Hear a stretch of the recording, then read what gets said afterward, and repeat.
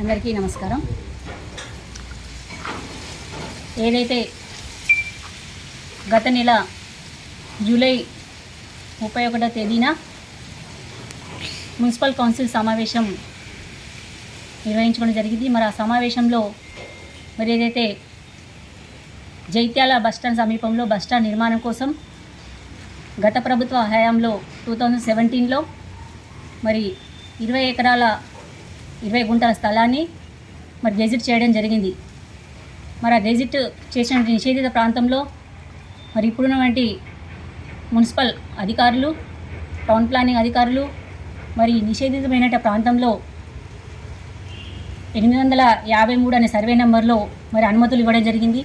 మరి ఏ విధంగా నిర్మాణాల కోసం అనుమతులు ఇచ్చారని సంబంధిత అధికారులను మేము అడిగితే, కమిషనర్ గారిని కావచ్చు, టౌన్ ప్లానింగ్ అధికారులను కావచ్చు మరి అడిగితే మరి పొంతలలేని సమాధానం సరిగా రాకపోవడంతో మేము ఆగస్టు 3వ తేదీన ప్రజావాణిలో గౌరవ కలెక్టర్ గారికి ఫిర్యాదు చేయడం జరిగింది.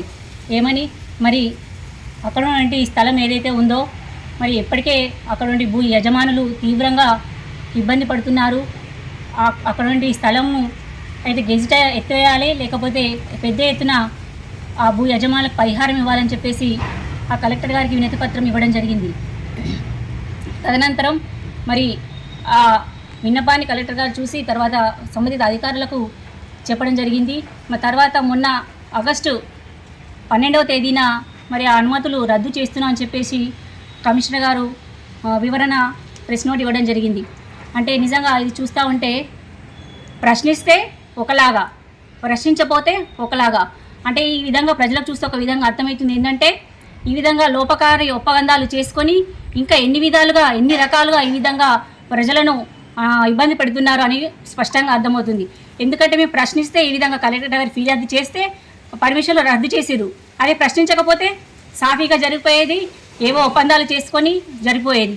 మేము గతంలో మున్సిపల్ చైర్మన్గా చేసినప్పుడు ఎన్నో ఈ విధంగా ఎలాంటి ఇబ్బందులు జరగకుండా పారదర్శకంగా పరిపాలన చేయడం జరిగింది. మరి ఇప్పుడు చూస్తామంటే అక్రమాలకు ఒక అడ్డాగా మున్సిపల్ పాలకవర్గం కావచ్చు, అక్కడ అధికారులు కావచ్చు వెళ్ళడం జరుగుతుంది.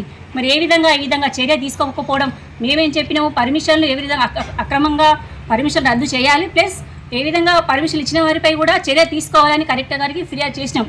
అయినప్పటికీ పర్మిషన్ రద్దు చేసినందుకు గౌరవ కలెక్టర్ గారికి ధన్యవాదాలు తెలియజేస్తా ఉన్నాము.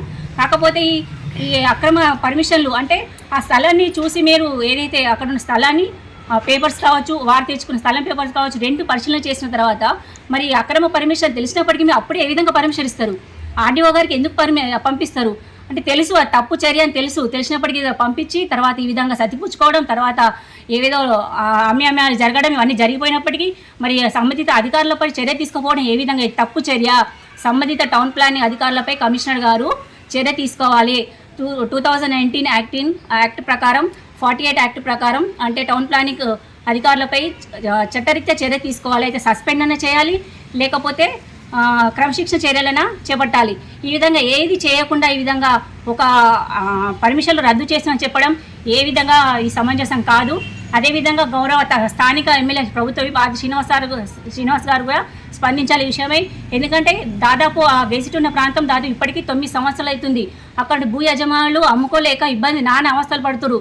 అంటే ఎక్కడి నుంచో వచ్చి వాళ్ళు ఇక్కడ ప్రాంతంలో భూమి కొనుగోలు చేసుకొని వాళ్ళ ఎన్నో ఆర్థిక ఇబ్బందులు పడుతున్నప్పటికీ, ఇన్ని సంవత్సరాలు వేచి చూస్తున్నప్పటికీ వాళ్ళకు ఎటువంటి పరిహారం రాకపోగా ఈ విధంగా నానా ఇబ్బందులు, అంటే తెలిసిన వాళ్ళకే పర్మిషన్లు ఇచ్చుకుంటూ పోతే ఏ విధంగా సమంజసం కాబట్టి గౌరవ స్థానిక ఎమ్మెల్యే గారు దీనిపై స్పందించాలి. అయితే గెజిట్ అనే ఎత్తివేయాలి, లేకపోతే పెద్ద ఎత్తున వారికి పరిహారం అన్న చెల్లించాలి. ఈ విధంగా అక్రమాలు చేస్తూ పోతా ఉంటే ఎవరు ఇక్కడ ఊరుకునే పరిస్థితి లేదు. ఇంకా కూడా 2-3 అక్రమ పర్మిషన్లు కూడా ఉన్నాయి. దాన్ని కూడా త్వరలో మేము ప్రజల ముందుకు, ప్రెస్ ముందుకు తీసుకువస్తాము. కాబట్టి ఏదేమైనప్పటికీ ప్రజల పక్షాన, బీఆర్ఎస్ పార్టీ పక్షాన మేము ఎప్పటికీ ఈ విధంగా పోరాటం చేస్తాము. బాధితుల పక్షాన నిలదీస్తాము. ఏవైతే టౌన్ ప్లానింగ్ అధికారులు ఉన్నారో వారిపైన క్రమశిక్షణ చర్యలు తీసుకోకపోతే, సస్పెండ్ చేయకపోతే పెద్ద ఎత్తున కూడా ప్రజా ఉద్యమం కూడా చేయడం జరుగుతుంది. కాబట్టి త్వరలో కలెక్టర్ గారు కూడా ఫిర్యాదు చేస్తాము. మరి ఏదేమైనప్పటికీ ఈ విధంగా చేయడం ఒక పరిపాలన, ఒక మున్సిపల్ పాలక వర్గం అంటే ఒక జవాబుదారీతనంగా ఉండాలి, ఒక పారదర్శకంగా ఉండాలి. గతంలో మేమైతే ఎప్పుడు కూడా ఈ విధంగా ఇట్లాంటి ఇబ్బందులు ఎవరి పక్షాన కూడా రాలేదు. ఇప్పుడు చూస్తారంటే అక్రమాలకు అడ్డాగా మున్సిపల్ కార్యాలయం నిలయంగా మారుతుంది. కాబట్టి రానున్న రోజుల్లో తగు చర్య తీసుకోకపోతే మాత్రం పెద్ద ఎత్తున ఉద్యమం తప్పని సందర్భంగా తెలియజేస్తా ఉన్నాను.